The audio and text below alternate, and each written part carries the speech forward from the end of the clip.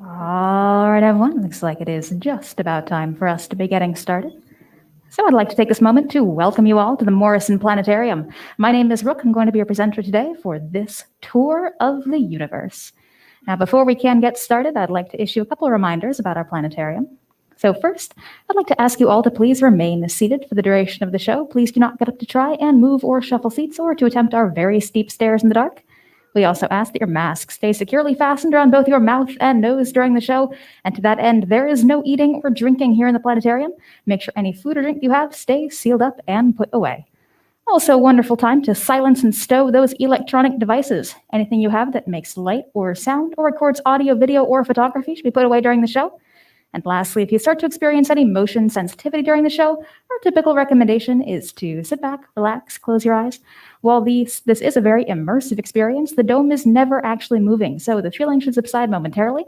But if you need to make an early exit for any reason, please use the exits at the top of the planetarium, up the stairs, and not the exits at the bottom where you came in. And with that, I think it is just about time for our tour of the universe to get started. This is our live show of the day. It means it's got live visuals provided by a science visualization software and live audio provided by yours truly. Now, I'd like to give our science visualization software today a particular shout out because it's a little bit unique among softwares used in planetariums. It is open source. This means it is free for you to download and try out for yourself. It's called OpenSpace. You can find it at OpenSpaceProject.com if you'd like to give it a try. That is OpenSpaceProject.com. And how science visualization software works is it takes data that we have about the universe around us. This could be anything from the positions of nearby stars to photographs of planets like our very own planet Earth taken by satellite, and it uses those to create a three-dimensional environment that we are going to be able to explore. So a science visualization software is one way that we can explore space, but it isn't the only way. Now, one of the ways that I feel most captures the imagination is by putting on a spacesuit and going to do it yourself. A lot of people imagine space exploration that way, done by astronauts who go into space in person. But it turns out exploring space in person is actually something we only do very rarely. If you are an astronaut these days and you are going to space, you've probably got one particular destination in mind. So that destination will be our first stop for our tour today. We are heading to Earth's largest human-made satellite.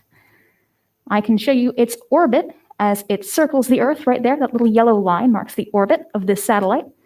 And I call it the largest human-made satellite because it turns out anything that orbits a planet is called a satellite, whether people made it or not. So moons fall into this category. Our moon is a satellite. And this falls into that category. It's made by people, making it our largest human-made satellite. And it's called the International Space Station. It's not just a satellite, it is a research center up here among the stars. It is a place for humans to live and work in space. We're not all that far from home. You can see Earth right there in the background. But up here, the environment is very different from the environment you experience when you're safely on the surface of our planet. Up here, there isn't really any gravity to speak of. There is no oxygen to breathe. And the astronauts up here aren't protected like we are by the blanketing atmosphere, keeping us safe from things like radiation coming from space. So space is a difficult place to be. And that's part of why the International Space Station exists. It allows us to test ways to survive in space for long periods of time. The longest a single astronaut has been up here for a stretch is about a year. And that's because when it comes to traveling through space for humans, it takes a really long time to get most everywhere. It takes days for people to get from Earth to the moon. It could take months or even years for us to travel to another planet.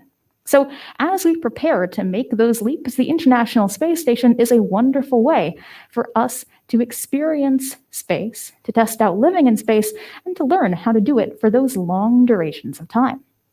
Up here, you'll find not only astronauts, but also things like plants or microbes as we test how things that live here on Earth survive in this very, very different environment. And As you can imagine, for all of those reasons, traveling through space as humans, going there in person, is pretty rare. And we haven't actually done it that much. We haven't gone particularly far. The furthest humans have ever gone away from Earth is just to our own moon, still technically within the planet's orbit. So I'm going to show you the orbits of the planets as they go around the sun, and I'm also going to show you the orbit of the moon as it goes around the Earth. These blue lines mark the orbits of the planets, and you'll see around our planet a smaller blue line that encircles our Earth. That marks the orbit of our moon. That is the path it takes as it circles our planet. And that is the furthest human beings have ever gone. So that little blue circle, that marks the boundary between all of the places in space that human beings have been and all the places that we haven't. So as we go here, beyond that little blue line, as we go further and further away from Earth, a lot of the information that we have, we didn't gather in person. We got it other ways, by relying on other travelers. One of the most common things we rely on when it comes to exploring space beyond our own planet is light. Light, indeed, will travel through space. Light will travel everywhere it goes. Here on Earth, this is a little bit hard to tell because it travels very, very quickly. Light is the fastest known thing in the universe. If I turn on my little laser pointer, for instance, it seems to me that the light appears instantaneously.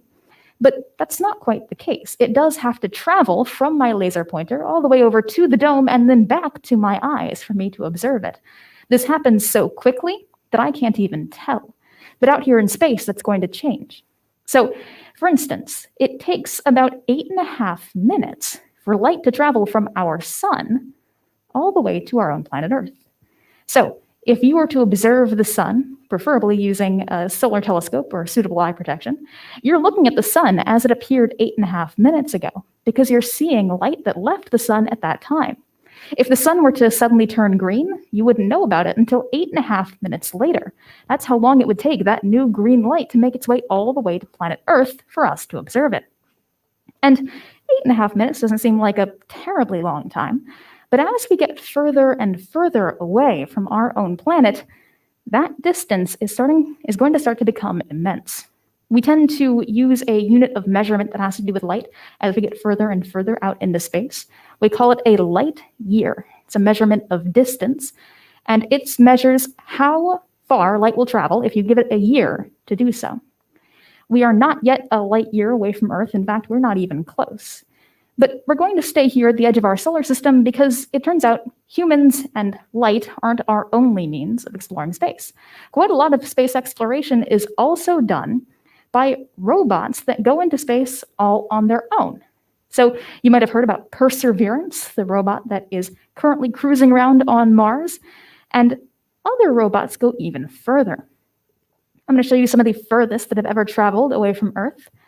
This maneuver always takes the computer a moment or two because it's actually fetching the position of those rovers right now. So everything I'm showing you is in real time, one of the cool parts of our software, which means that where you see the planets around the sun, that's where they actually are. Same with these rovers. So these yellow lines mark their paths as they head away from planet Earth. Here you can see the Pioneer probes, the New Horizons probe, and then the two furthest lines. Those mark the paths of Voyager 1 and Voyager 2. Voyager 1 is currently the furthest anything made on Earth has ever gotten away from our planet. And it's about 19 light hours away. So it takes light 19 hours to get from Earth over to Voyager 1. It takes about 19 hours for light to get back. This is important because we don't just use light to see, we also use it to communicate. We speak with robots like Voyager 1 using things like infrared light or radio waves, two forms of light that human beings can't see, but that we can use technology to communicate through. So if we wanted to send a message to Voyager 1, it'd take 19 hours for that message to get there. It would take 19 hours for Voyager 1's message to get back to us, all traveling at the speed of light. Now, Voyager 1 is thought to be just outside of our solar system now, so we'll call that the boundary where our solar system ends and interstellar space, the space between stars, begins. And it's worth noting Voyager 1 has been making that journey for around 50 years now. That little robot has been traveling for half of a century, and it's covered the same amount of distance that light can cover in less than a day. So as we get further away from our planet, as we pass that boundary, past Voyager 1, we rely almost exclusively on light to learn about the rest of the universe. And the distances out here are going to start to get truly immense. The closest star to our own, a star named Proxima Centauri, is 4 light years away from Earth. That means also that as we look at Proxima Centauri, we see it as it appeared 4 years ago. And if we wanted to send a message to Proxima Centauri, it would take 4 years to get there. It would take 4 years for Proxima Centauri, if it so chose, to send a message back. Imagine if you started texting Proxima Centauri the moment you were born, how many lines long would your conversation be by now? So now we're here in interstellar space, seeing our surrounding stars, and currently the idea of sending messages to other stars and getting anything back is a little bit far-fetched, but we are starting to learn a lot about our interstellar neighbors. We're starting to learn that a lot of the things we thought were unique about our solar system kind of aren't. They're actually quite common. For instance, many of these stars have planets orbiting around them. We think, in fact, that the average sun-like star, the average star that looks like our sun, has around 10 planets orbiting it. Our solar system might even be unusually small. So as we find more and more of our planets, I can show you just some of the planets that we found around these other stars. We've found more than 4,000 so far, and that exact number is probably already out of date because we're finding more and more all of the time. And now we're going to start to head even further than interstellar space. We're going to start to head into intergalactic space, the space between galaxies. But before we get there, I'd like to pause, and I'd like to observe the sky as we've observed it for thousands of years, because for thousands of years, we have been doing what we're still doing now, using light to learn about the universe around us. So for a moment, let's imagine that, let's say we're astronomers from a couple hundred years ago. And you, astronomer from a couple hundred years ago, you have a view of the sky not too dissimilar from this, and you would like to know more about it. You would like to know what the universe is and what your place within it is. The whole of the universe is just what you can observe from on Earth, looking up at the sky with your newfangled telescope. So you do the sensible thing. If you would like to map the universe, you take out your telescope and you start counting stars. You assume that the brightest stars are going to be closest to you. The dimmest stars are going to be furthest away. This isn't entirely accurate. Some stars are just dim or bright all on their own, but it will get you where you're going. And astronomers using this method actually did make some important discoveries about what to them was the known universe. They noticed, for instance, that what they were inside was a disk. All the stars around them seemed to behave kind of like a flat pancake full of stars, a flat circle. But as they created their maps, something bizarre started to happen. It started to be the case that the furthest stars they were able to observe in every direction stretched an equal distance away from Earth. In short, it began to look on their maps like our solar system and our planet were right in the center of the universe. Now, I hate to break this to you, astronomer from a couple hundred years ago, that's not quite true. But why did it look that way? It wasn't as if these astronomers put our solar system at the center because they wanted it to be and because they were full of themselves. That's what the data they were observing as they looked up at the stars told them. So why is the conclusion they drew wrong? A part of it comes down to the fact that we can only ever see so much. As they were looking up at the stars, they were thwarted by the very galaxy they were within. So as you look up at the Milky Way Galaxy, you might notice this huge stretch of incredible, dramatic, beautiful clouds that seem to stretch across the sky, across all of those stars. And it turns out those clouds were the problem. As we look through the Milky Way, we can see clouds of dust and gas. These things, as you are inside of them, seem pretty spread out. But as you try to look further and further, they begin to obscure your vision. It's a bit like looking through a dense fog. The reason those old maps looked the way they did was because the astronomers could only see the stars in their immediate neighborhood. Now, these days, we can see a whole lot more. We know that all these stars around us, these are not the known universe. These are just a small part of a larger structure, our Milky Way Galaxy. And I can show you a good approximation of what that galaxy looks like now, as we've gotten better and better at observing what's around us. And this is the part where I would love to tell you that we've got it all figured out, that this is a 110% completely accurate version of the Milky Way Galaxy, and we're never going to make any mistakes ever again. But that's also still not quite true. In fact, this isn't a picture of the Milky Way Galaxy, at least it's not a photograph of it. We can't take a photograph of our galaxy from this angle, because in order to do so, we'd have to send a camera all the way out here, outside of the galaxy. And remember, the furthest thing we've ever sent away from Earth is just outside our own solar system. So how do we know what our galaxy looks like? Or at least how can we make this guess? Well, like I said, we have known some things for a long time. We know it's shaped like a disk, a flat circle. We can also see these spiraling arms stretching away from the center as we see stars clustered together with voids in between where not a whole lot seems to be going on.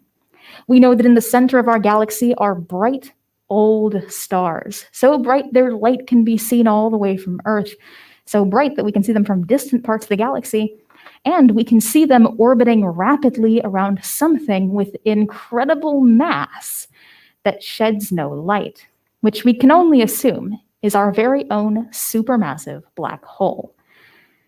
We also have a secret weapon when it comes to determining what our galaxy looks like.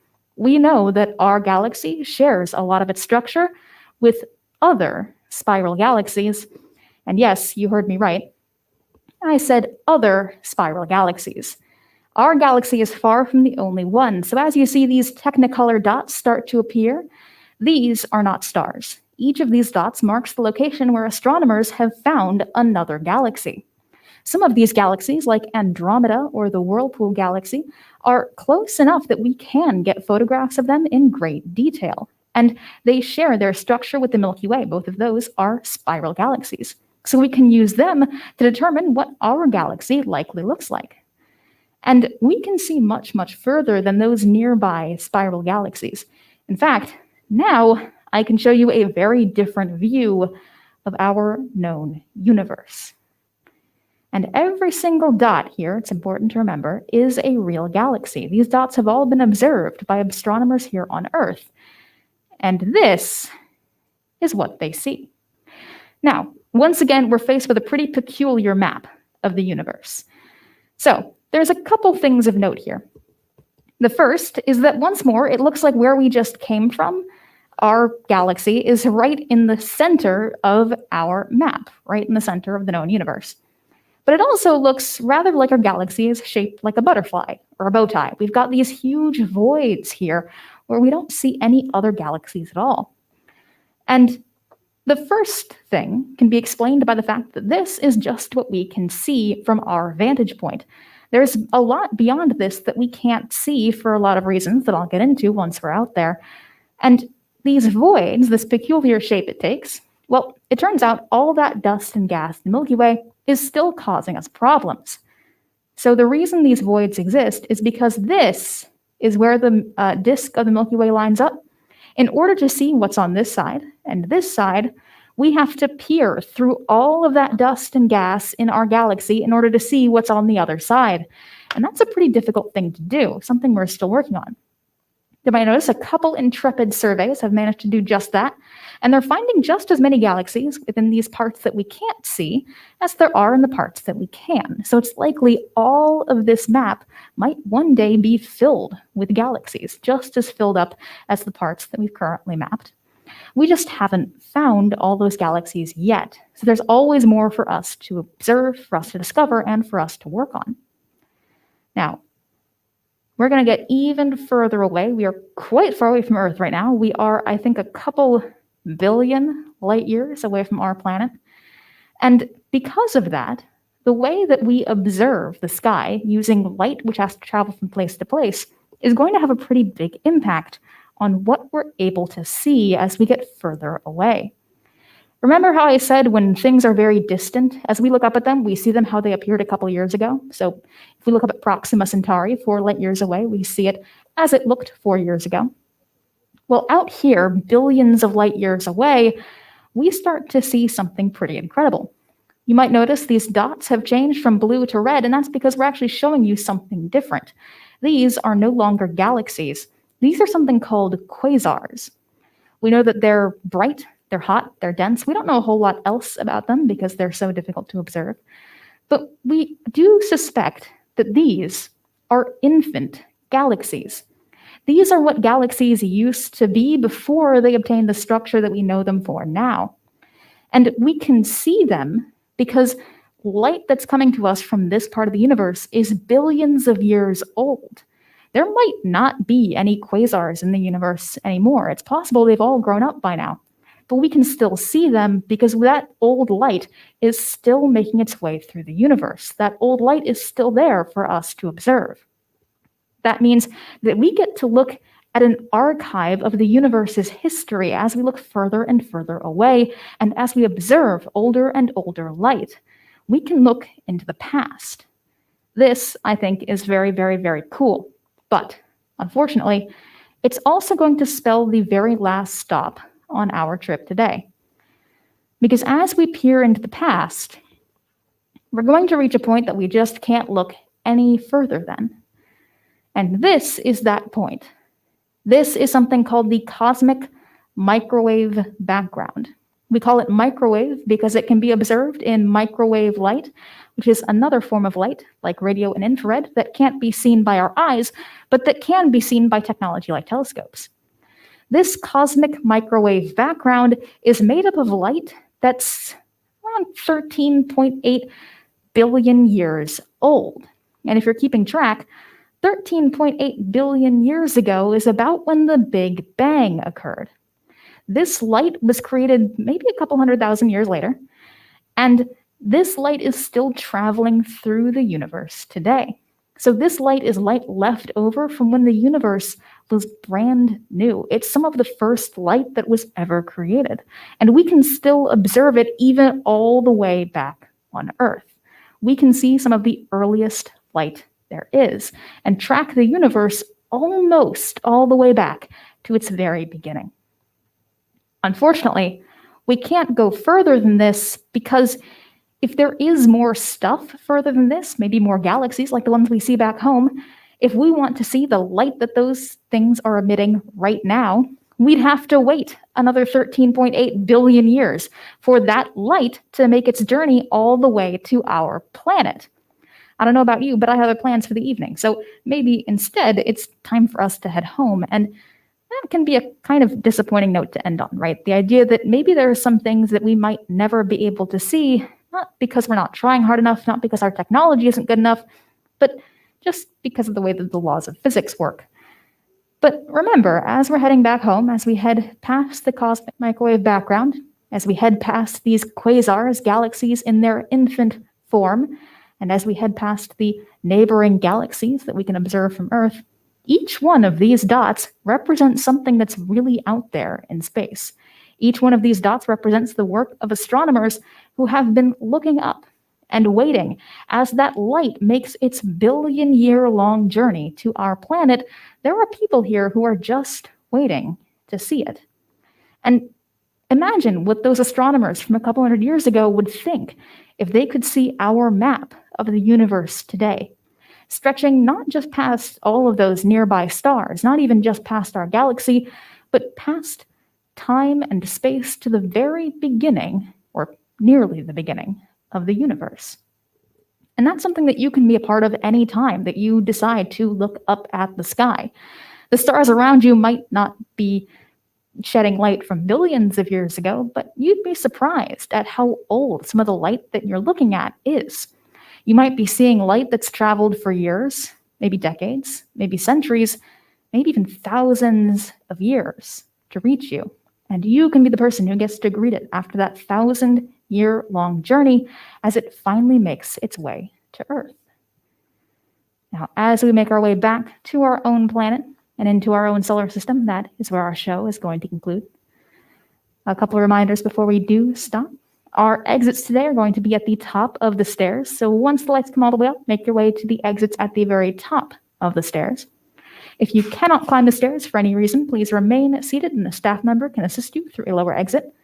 If you have any questions or comments, my name is Rope. You're welcome to stop by and say hi. If there's anything you'd like to know or anything you'd like me to know, I'd be happy to hear any questions you have or any feedback you have about the show. And otherwise, as we finally catch a glimpse of our very own planet, I would like to thank you on behalf of myself and the entire Morrison Planetarium for joining us for this tour of the universe.